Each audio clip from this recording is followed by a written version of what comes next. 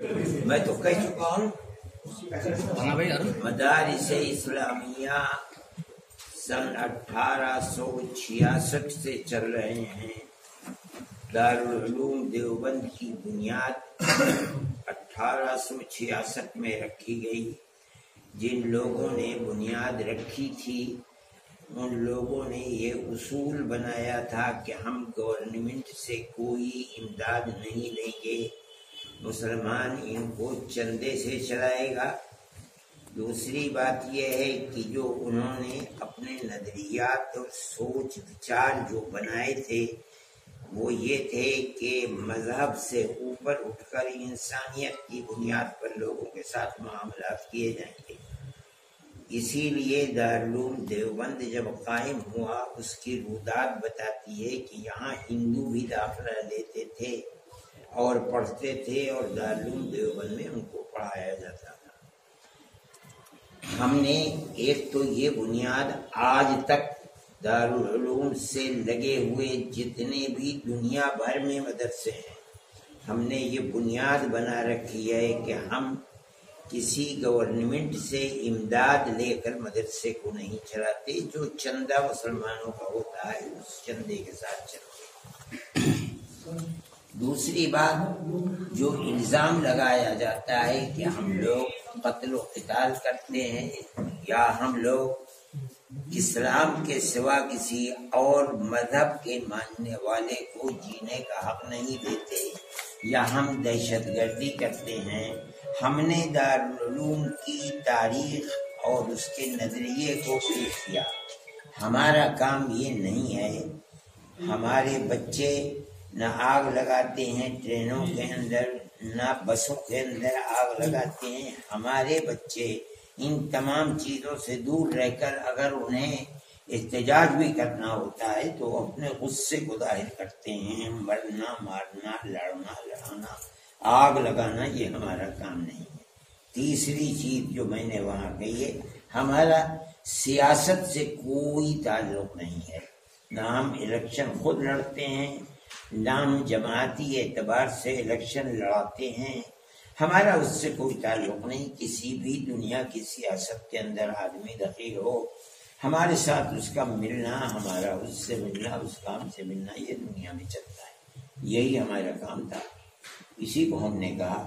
باقی ہمارا یہاں اجتماع اس وقت جو آپ دیکھ رہے ہیں سارے ہندوستان کے لوگ یہاں جمع ہیں، وہ صرف مدرسوں کا مسئلہ ہے کہ مدرسوں کے چلانے کے اندر اگر قانون کے اعتبار سے کوئی کمی ہے یا گورنمنٹ کی طرف سے اس کے اندر کسی طرح کی مداخلت ہے تو وہ اس کمی کو دور کرنا چاہیے، تاکہ جو دستوری حق ہے اپنے مذہبی ادارے قائم کرنے کا اس کے اندر ہم مجرم قرار نہ دیے جائیں، یہ مقصد تھا۔ اسی لیے سب لوگ جمع ہوئے تھے، ان سے یہ بات کہیے۔ سر آپ نے ایک بات اور کہی تھی فرمائیے کہ جو اس سرکار سے پہلے کی سرکار تھی تو وہ بہت سہولتیں دیا کرتی تھی اور وہ مانتی تھی۔ میں نے یہ بات بھی کہی تھی، اس لیے کہ وہ پرانے لوگ تھے اور وہ علماء اور دارالعلوم دیوبند نے کیا ملک کی آزادی میں کام کیا ہے، آیا ان کے برابر میں کھڑے ہو کے کام کیا یا ان کے پیچھے کام کیا یا ان سے 10 قدم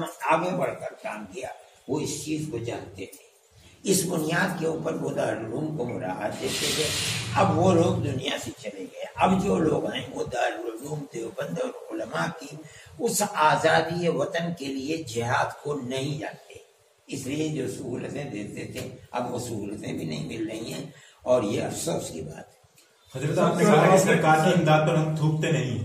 نہیں، ہم سرکار کی امداد لیتے ہی نہیں، لوگ اس امداد کے لیے مطالبہ کرتے ہیں، ہم اس امداد کو نہیں لیتے، ہم قبول نہیں کرتے ہیں، ہم اس امداد کی نہ فکر کرتے ہیں نہ ہم اس امداد کو لیتے ہیں۔ حضرت کچھ نیوز چینلوں نے دکھایا کہ مدرسے میں جانچ کی گھنٹی لٹک رہی ہے، دارالعلوم دیوبند کے بارے میں کہ جانچ کی گھنٹی لٹک رہی ہے، مدرسے کا سروے ہو یہ غلط ہے، جھوٹ بولتے ہیں۔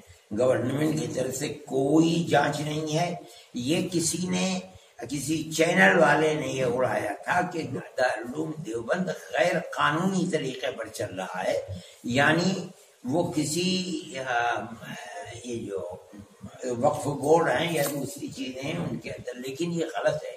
دارالعلوم کسی ایک بورڈ سے ملحق سوسائٹی کے ساتھ اور دارالعلوم اسی طرح کا. سر ایک سوال ہے، کیندر سرکار اور یوپی سرکار سے آپ کی کوئی ناراضگی ہے یا کام صحیح کر رہے ہیں؟ ہماری ناراضگی کس کی ناراضگی؟ دارالعلوم دیوبند کا کوئی تعلق نہیں ہے، نہ ہم ناراض ہوتے ہیں نہ کسی سے خوش ہوتے ہیں. ہماری کیا ناراضگی ہے؟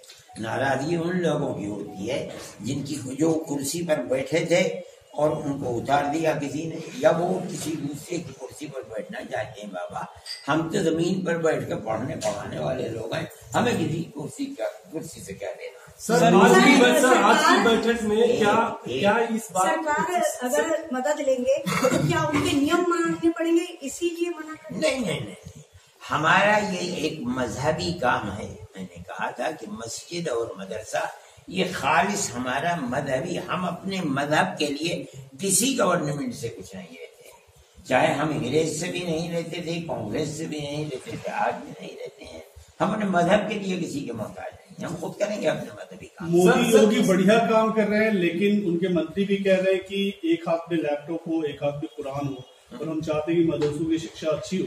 تو مودی یوگی بڑھیا کام کر رہے ہیں. یہ تو ہم جانتے ہیں کہ مدرسوں کی شکشا کیسے اچھی ہوگی. آیا لیپ ٹاپ لے کر کے ہوگی، موبائل لے کے ہوگی، یا صرف قرآن لے کر؟ میں نے اس وقت بھی کہا تھا اور میں اب بھی کہتا ہوں کہ ہمیں ایسے لوگوں کی ضرورت ہے جو لیپ ٹاپ نہ لیں، مسجد کے اندر نماز پڑھا سکیں 5 وقت کی، ہمیں دیہات میں پڑھا سکیں، جنگلوں میں پڑھا سکیں، بڑی چھوٹی چھوٹی تنخواہوں پر کام کر سکیں.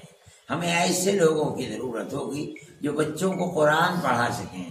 لیپ ٹاپ لے کر کے ایک ہاتھ میں نہ وہ قرآن پڑھا سکیں گے نہ نماز پڑھا سکیں گے. اس لیے ہم ایسے افراد کو پیدا کر رہے ہیں کہ جو مذہبی ہیں، خالص سر سے پیر تک ہماری مذہبی ضرورت کو پورا کریں. باقی دوسری ضرورتوں کے لیے یونیورسٹیوں میں ہمارے بچے پڑھتے ہیں، کالجوں میں پڑھتے ہیں، اور پڑھتے ہیں بچے، ہم بھیجتے ہیں اپنے بچوں کو پڑھتے ہیں، ہمیں اس سے کیا سروکار لیں. اور آج جو سمیلن ہوا مدرسوں کا اسٹرکچر ہے دیش میں، جتنے علماء دین علماء یہاں جمع ہوئے، اس بات پہ سہمتی بنی کہ مدرسوں کو اور ڈیولپ کرنا ہے، یا جو اسٹرکچر آلریڈی ہے؟ نہیں، ہماری سہمتی اس بات پر بنی ہے کہ اگر اس کی زمین کے اندر کوئی کمی ہے، مان لیجئے کہ وہ گرام پنچایت کی زمین کے اوپر ہے، یا اسی طریقے کے اور کوئی، اس کو درست کرے، جو اپنا حساب ہے اس کو آڈٹ کرائے. جو گورنمنٹ کا قانون ہے کہ ہر دینے والے کا مکمل وہ پتہ جو اس کے شناختی کارڈ پر گورنمنٹ نے لکھ کر دیا ہے، اس پتے کا اندراج ہو. ہم نے ان سب کو یہ کہا کہ گورنمنٹ کے اس قانون کا احترام کریں اور اسی طرح چندہ کریں، اس کے خلاف نہ کریں. سر ادھر سے سر آج کی بیٹھک میں کیا مدرسوں کے کسی بورڈ سے ایفیلیشن کی بات ہوئی؟ اس پر ہمارا ایک نظریہ ہے کہ ہم کسی گورنمنٹ کے بورڈ سے الحاق کر کے گورنمنٹ سے کوئی مدد نہیں لینا چاہتے. ہم نہیں کرتے ہیں بورڈ سے الحاق. بورڈ سے الحاق جن مدرسوں کا ہوا ہے ان مدرسوں کی حیثیت خراب ہو گئی آسام کے اندر، اور جہاں بورڈ کا بہار میں ہوا وہاں بہار میں ختم ہو گئے، یہاں اگر ہوگا یہاں بھی مدرسے ختم ہو جائیں گے. اس لیے یہ ہم بالکل سہمت ہے، آج سے نہیں، ملک کی آزادی سے پہلے سے اور آزادی کے بعد بھی ہم کسی بھی گورنمنٹ سے پیسہ لے کر اپنے مذہبی کام کو نہیں.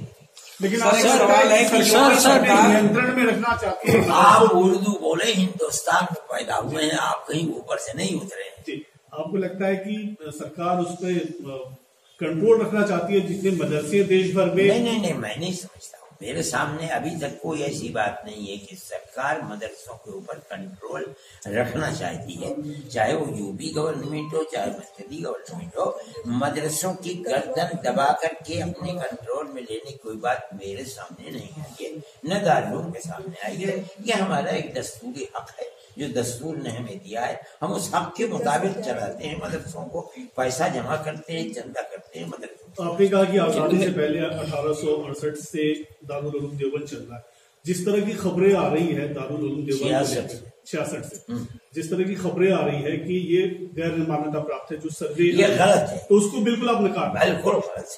یہ کیسے ہو سکتا ہے کہ دارالعلوم اس طرح چلے گا، اتنا بڑا ادارہ اور وہ کسی ایکٹ سے نہیں لگے گا، یہ کوئی بات نہیں۔ لیکن سر کیا مدرسوں کے سروے میں جو رپورٹ دی ہے اس میں کہا ہے کہ بہت سارے مدرسے اتر پردیش میں چل رہے ہیں جو کہ مانیتا پراپت نہیں ہے یا غیر زمین پہ، یہ وہ جانے، ہمارے ساتھ اس کا کوئی تعلق نہیں ہے، وہ کس مدرسے کو کہہ رہے ہیں ان کو جب کہا جائے گا تو پتہ چلے گا۔ کیا مدرسوں کے سلیبس میں بدلاؤ کی ضرورت محسوس کی گئی؟ نہیں، مدرسوں میں پہلے بھی یہی بات تھی، میں نے یہ بات کہی تھی کہ مدرسہ جب بنا ہے اس وقت جو اس کا ایک نصاب تعلیم تھا جس کو آپ سلیبس کہہ رہے ہیں، اس کے اندر بھی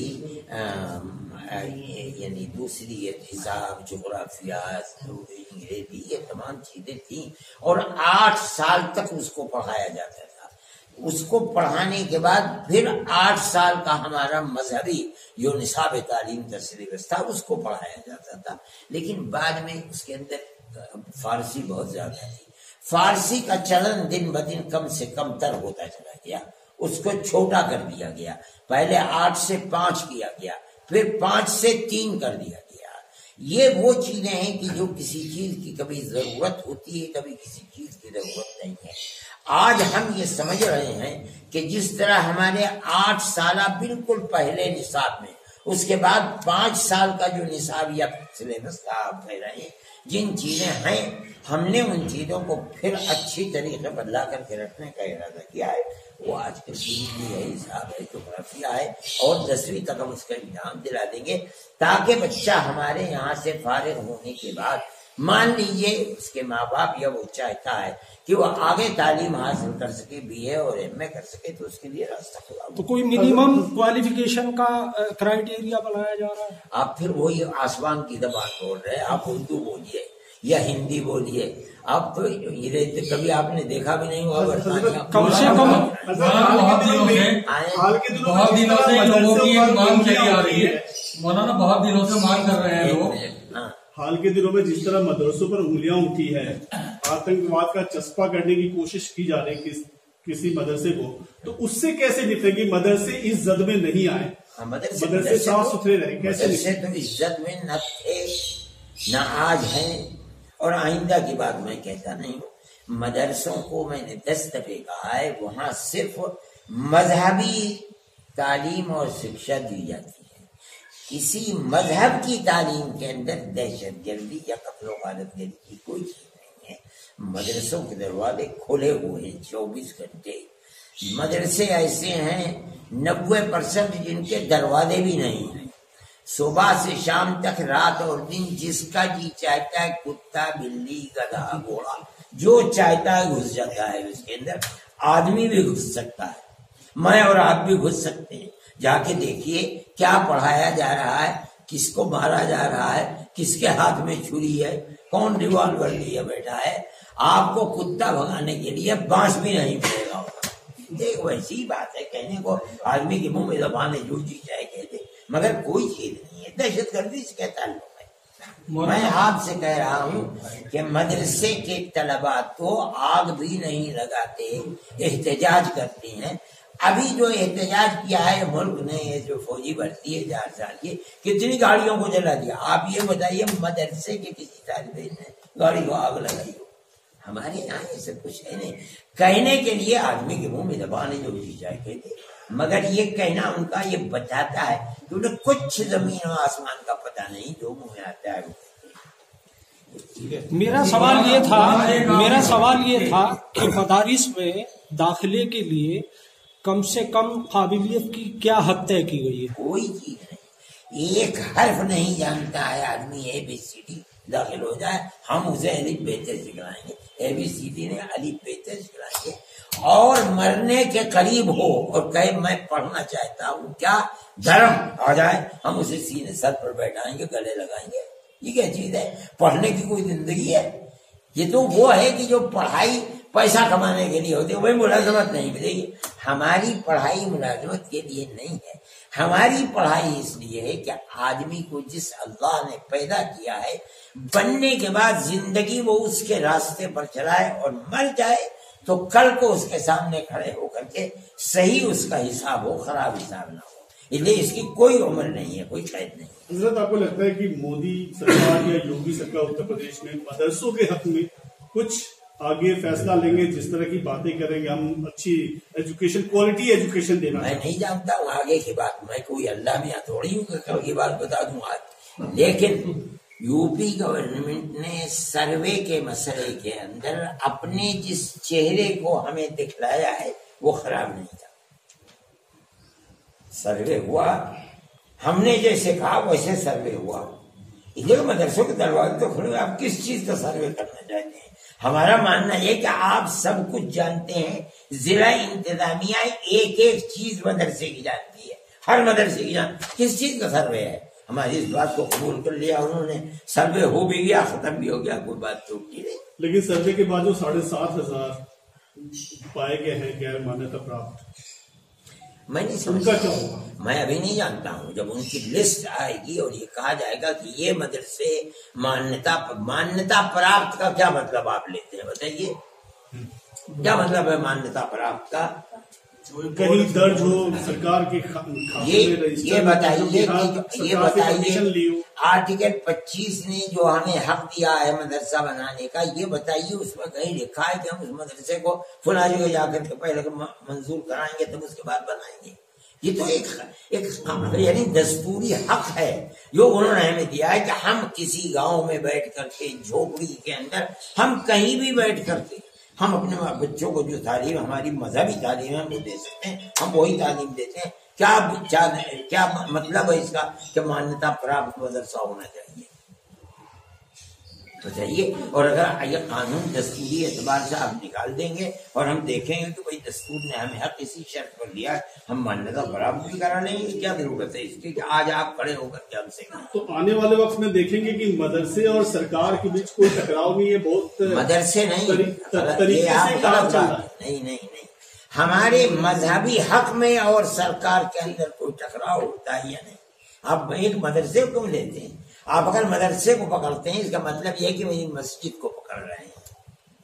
मैं ये कहता हूं अगर मुस्तकबिल आने वाले जमाने के अंदर टकराव सरकार का हमारे मजहब से होता है तो हमें उस वक्त ये फैसला करने का होगा कि हमें अपने मजहब पर की मुखालफत में जिंदा रहना है या मुखालफत के अंदर मरना है। ये फैसला हम उस वक्त करेंगे। आज क्या फैसला करेंगे?